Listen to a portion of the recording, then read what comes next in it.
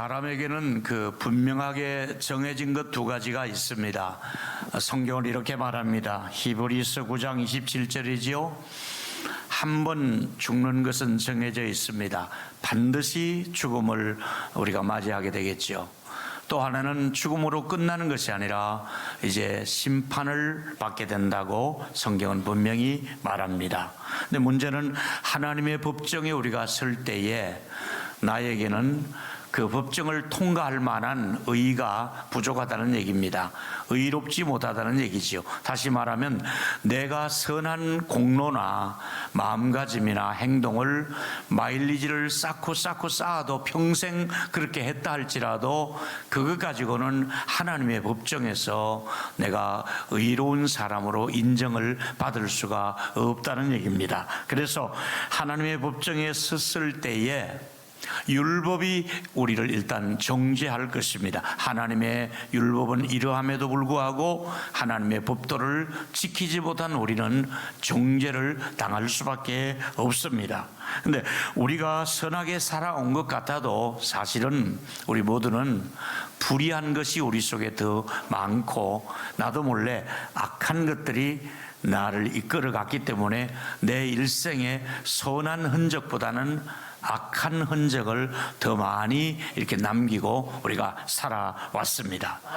자, 우리가 바라는 것은 하나님의 법정에서 죄를 사면받는 일인데 이 죄를 사면받는 이 교리를 가리켜서 칭의의 교리라, 칭의라고 얘기합니다. 의롭다고 인정받는다는 뜻이겠죠.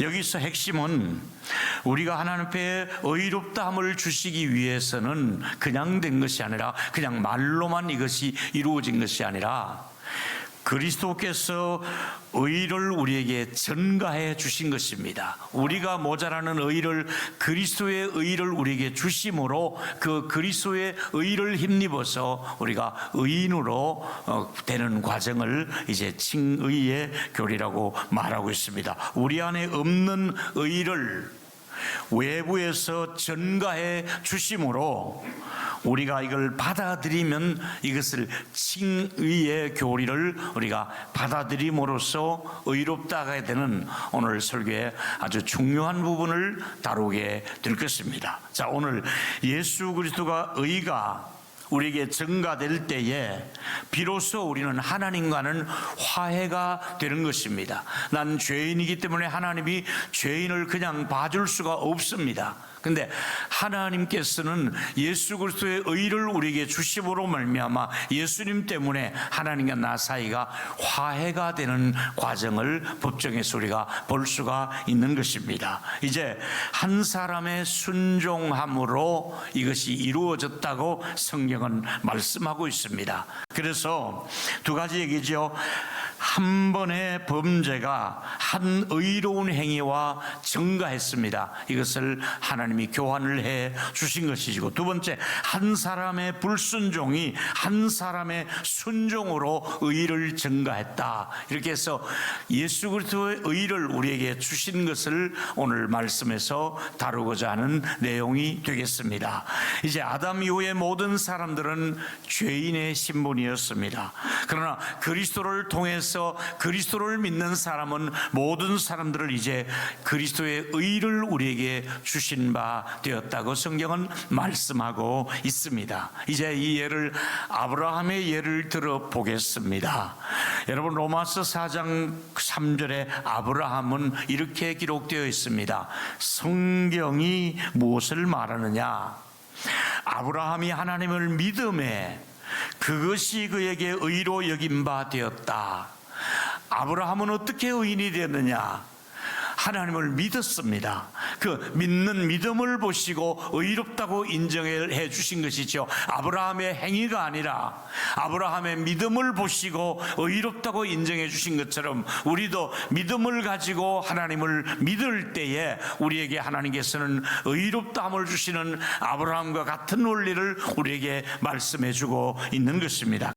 예수 그리스도는 우리가 믿기만 하면 예수 그리스도의 의로움을 우리에게 차별 없이 모든 믿는 사람에게 의롭다함을 선물로 주어서 하나님의 자녀로서 받아들이겠다는 이 원칙입니다. 그래서 사랑하는 여러분, 우리를 의롭게 하시려고 예수 그리스도께서는 죄를 담당해 주셨다는 것, 그냥 의로워진 것이 아니라 예수님이 내 죄를 담당해 주셨기 때문에 내가 의로운 신분을 가질 수 있다는 거 말씀하고 있습니다. 오늘 본문으로 택한 고린도후서 5장 21절이 그 말씀을 우리에게 분명하게 말씀해 주고 있습니다. 같이 한번 읽었으면 좋겠습니다. 시작.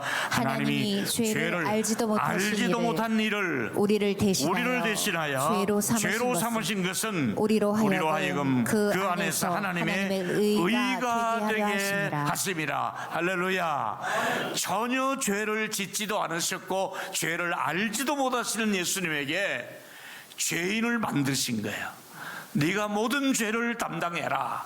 그래서 죄를 짓지도 않고 죄를 알지도 못하시는 우리 주님에게 죄인을 만드시고 예수에게 있었던 의를 우리에게 전가해 주심으로 이 하나님의 의를 우리에게 공급해 주셨다는 사실입니다. 다시 말하면 우리의 죄를 그리스도께서 전가했다, 다시 말하면 담당했다고 성경은 말씀하고 있습니다.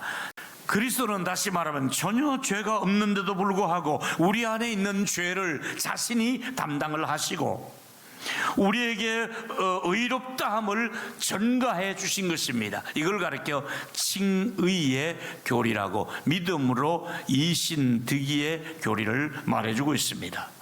제가 오늘 이 말씀 중에서 여러분과 함께 나누고 싶은 세 가지 아주 중요한 얘기가 이겁니다. 첫 번째는 우리가 받은 죄사함은 값 없이 의롭다함을 주셨다는 겁니다. 이렇게 큰 은혜를 주실 때 그냥 주지 않고 만약에 돈을 요구하시고 얼마간의 액수를 채우면 내가 너희들에게 의롭다함을 주시겠다고 말씀하지 않고 같이 읽겠습니다. 로마서 3장 24절에 값없이 주셨다고 말씀하고 있습니다. 읽습니다. 시작. 그리스도 예수 안에 있는 속량으로 말미암아 하나님의 은혜로 값없이 의롭다 하심을 얻은 자 되었느니라. 값없이 하나님 우리의 죄를 속량하시고 자녀로 삼아주셨으니 값없이 받은 은혜를 우리가 누리고 있다는 것을 믿기를 바랍니다.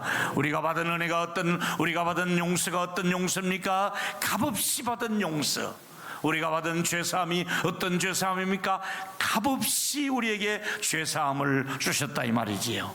시편 51편 1절과 2절에 이런 내용이 있습니다.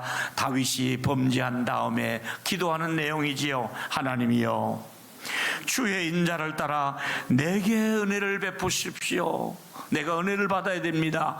다윗이 어떤 은혜를 받기를 원합니까? 주의 많은 긍휼을 따라 내 죄악을 지워주소서. 자기가 지은 죄가 늘 마음에 남아 있습니다. 이걸 좀 지워주십시오. 두 번째 얘기는 나의 죄악을 맑게 씻겨주십시오. 지우고도 모자라서 또 한 번 더 씻어주십시오. 씻고도 모자랄까봐 나의 죄를 깨끗이 제하여 주시옵소서. 그래서 우리가 이 하나님 앞에 우리가 얻은 이 축복이 무엇입니까? 하나님이 여러분의 죄를 지우고 또 씻어버리고 제하여 버리시는 이런 간구를 하나님께 다윗이 하게 되고, 우리도 이렇게 간구할 때에 우리의 죄를 용서하고 씻겨주고 제하는 이러는 종이 우리에게도 임하게 될 줄로 믿습니다. 이게 다윗만 이런 은혜를 받은 것이 아니라 하나님 나에게도 이런 은혜를 주시옵소서. 내게 은혜를 주십시오. 어떤 은혜를? 하나님, 내가 이런 은혜를 받아야겠습니다. 내 죄를 지워주십시오. 씻어주십시오. 제거하여 주시옵소서. 이런 은혜가 우리에게도 임하게 되는 줄로 믿습니다. 그래서 여러분, 우리 예수님께서 더 구체적으로 우리가 자꾸 찜찜해하고 또 기억하고 그걸 떨쳐내지 못하니까 약속하시기를 내가 기억 안 할게. 내가 너의 죄를 기억 안 할 거야. 여러분, 여러분이 지은 일생의 그 많은 죄의 기록들을 파쇄기에 넣고 하나님께서 다 갈갈이 찢어버리고 아예 파쇄해버린 겁니다. 아예 다시 읽지 못하도록, 여러분의 죄가 드러나지 않도록 기억도 아니하시고 기록 문서를 다 파쇄해버린 것을 믿기를 바랍니다. 그렇게 하나님의 법정에 섰을 때 죄의 흔적이 없는 거예요. 우리가 파쇄해버렸기 때문에. 이런 은혜를 우리가 받은 죄사함에 값없이 은혜를 주셨다 이 말이지요.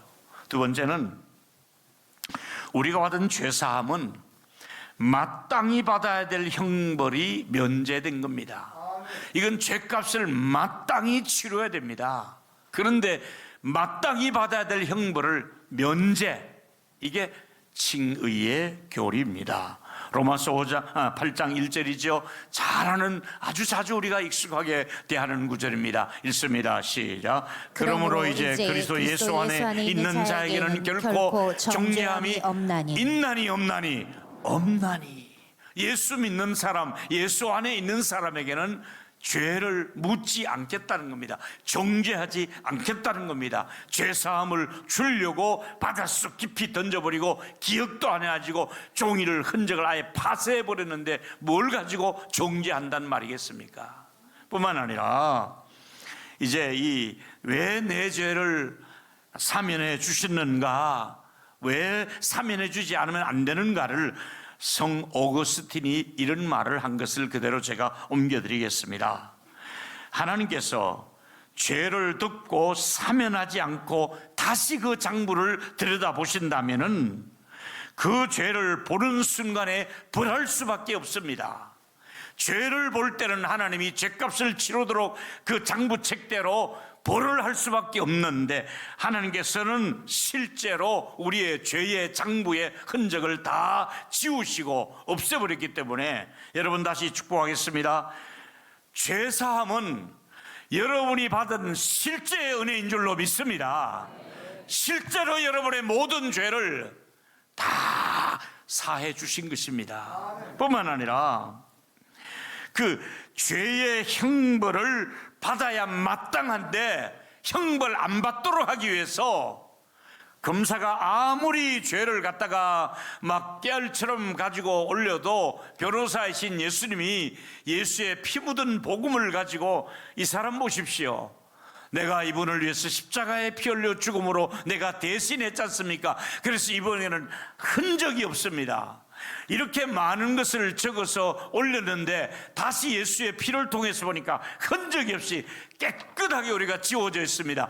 저와 여러분의 죄를 실제로 다 용서하시는 하나님이시로 믿으시기를 바랍니다.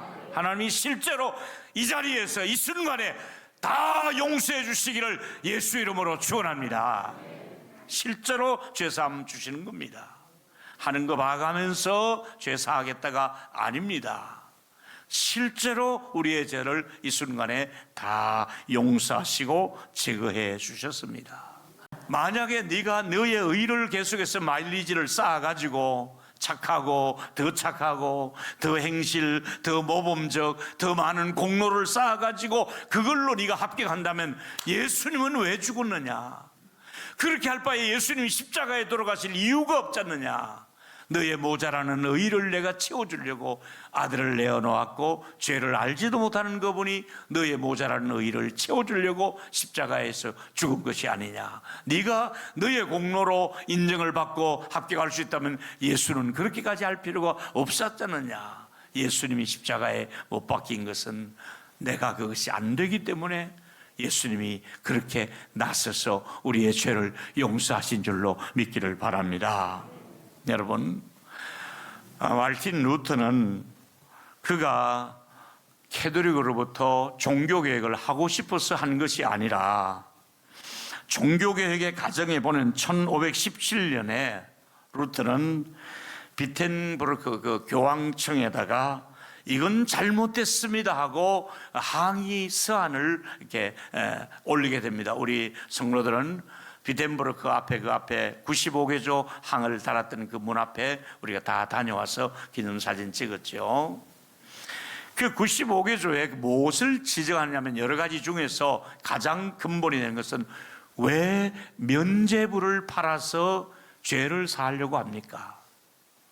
부모들이나 부족한 사람이 후손인가 누군가가 그 사람을 위해서 헌금을 많이 하면 그 헌금을 보고 그 사람의 죄를 용서해 주겠다는 교황청에서 자금이 필요하니까 면죄부를 파는 것은 이건 아닙니다.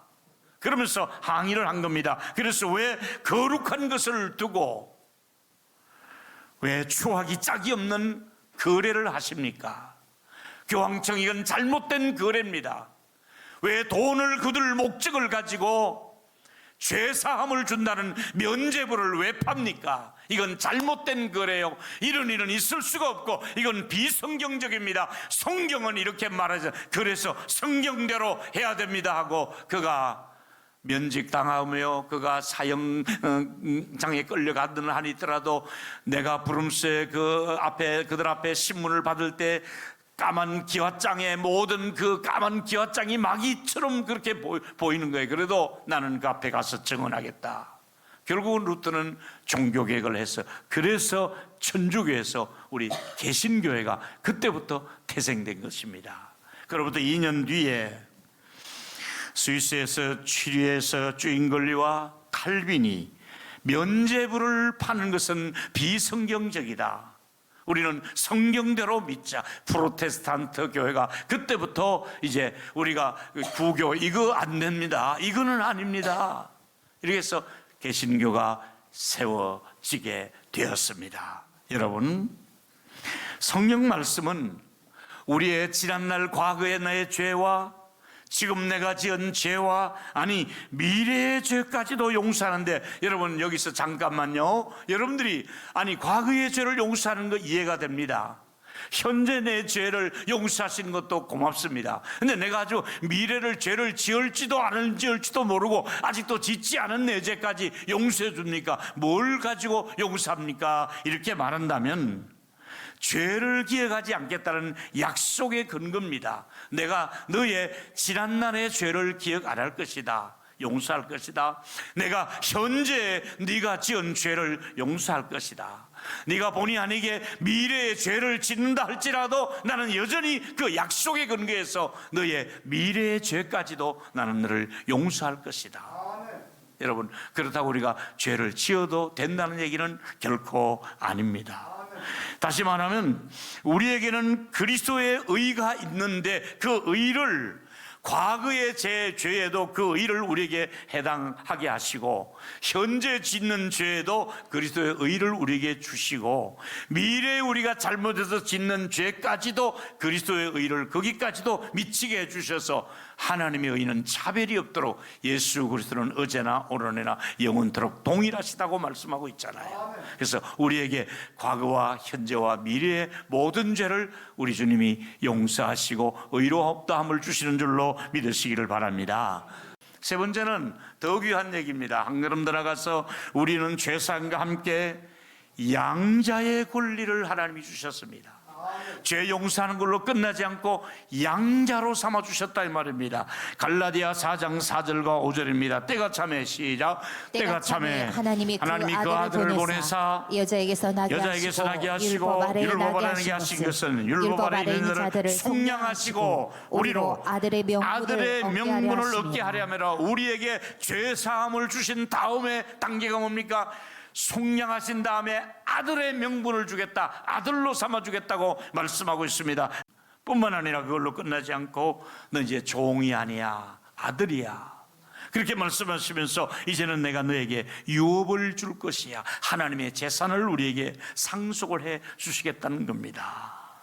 그래서 이 양자됨, 상속을 조금 더 제가 풀어드리면 이런 얘기입니다. 첫째로 양부가 아들을 이제 입양을 해가면 가족으로 받아들이면서 가족 사진도 찍고 식탁에 앉아 같이 밥도 먹고 이제 그 더 중요한 얘기가 이제 상속해 주는 것이거든요. 두 번째, 자신을 낳아준 아버지의 집을 떠나서 이제 그 다른 이의 가족이 되는 것을 양자로 간다 그러잖아요.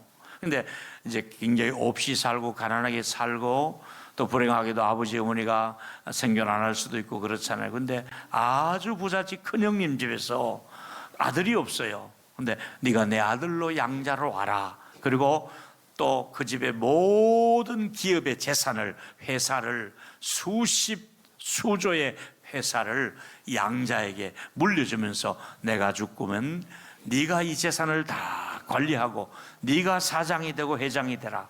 이럴 때 양자 안 할래요? 할 사람 있겠어요? 우리 나 양자 할래요. 양자 하고 싶잖아요. 여러분들 하나님의 양자가 되기를 예수 이름으로 축원합니다. 양자가 되는 거예요. 양녀가 되는 거예요. 하나님의 가족이 되는 건데 왜 안 하겠어요? 세 번째, 하나님께서 우리를 자기의 뜻을 따라 양자로 삼으시고 자유로운 신분을 주며 내가 너를 구속하지 않는다는 이제 아들이라고 말씀하고 있습니다. 네 번째, 사단의 종로로 됐던 우리를 빛의 나라로 옮겨주신 것이지요. 보라, 요한일서 3장 1절에 아버지께서 어떠한 사랑을 우리에게 베풀어 주시는가, 우리가 하나님의 자녀라 일컬음을 받게 하시는가. 그라도다 우리가 정말 말로 표현할 수 없는 그런 하나님의 사랑을 받을 수 있도록 빛 가운데 어두움에 있는 우리를 인도해 주신 것이다 이 말입니다. 근데 여러분, 하나님이 양자 될 사람을 심사를 해보고 넌 본성이 착하구나, 그래 넌 내 아들 될 자격이 있다, 너도 내 딸 자격이 되라, 출신 성분이나 이 성적을 다 파악해보고 양자 삼은 것이 아니라 무조건 죄를 지었어도 좋다, 엉망으로 살았어도 좋다, 하나님의 아들 딸로서 받아들인 데는 아무 조건이 필요 없다, 예수만 믿기만 해라, 예수가 너의 구세주인 것을 믿기만 하면 너는 양자될 자격이 있다. 우리 모두가 우리가 어떤 그 자격 심사 합격해서 양자된 것이 아니라 그냥 하나님의 은혜로 조건 없이 예정하시고 선택하시고 부르시고 의롭다 하시고 조건 없이 우리가 양자로 되었다는 것을, 상속을 받게 되었다는 것을 믿기를 바랍니다. 결론은 이렇습니다. 우리가 받은 죄사함의 선물을 잊지 말라. 세 가지죠. 첫째로 값없이 의롭다함을 받았습니다. 저와 여러분, 돈 한 푼 안 들이고 죄사함을 우리가 받았습니다. 값없이 은혜를 주셨습니다. 값없이 믿음의 선물을 주셨습니다. 값없이 우리에게 죄사함의 은혜를 주셨으니 어찌 우리가 감사하지 아니할 수 있겠습니까? 두 번째는 마땅히 받아야 될 형벌 대신에 그 형벌을 면제해 주신 것입니다.